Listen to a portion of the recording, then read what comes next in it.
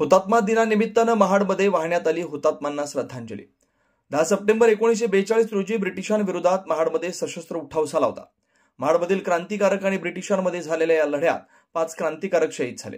हा दिवस महाडमध्ये हुतात्मा दिवस म्हणून साजरा केला जातो। सशस्त्र लढ्याच्या वर्धापन दिनानिमित्तानं वंदे मातरम, भारत माता की जयच्या घोषणा देत प्रभात फेरी काढून हुतात्म्यांच्या नामफलकांना पुष्पहार अर्पण करून हुतात्म्यांना श्रद्धांजली अर्पण करण्यात आली। या निमित्तानं महाड शहरातील हुतात्मा स्मारक इथं छोटेखानी सभेनं या कार्यक्रमाची सांगता करण्यात आली।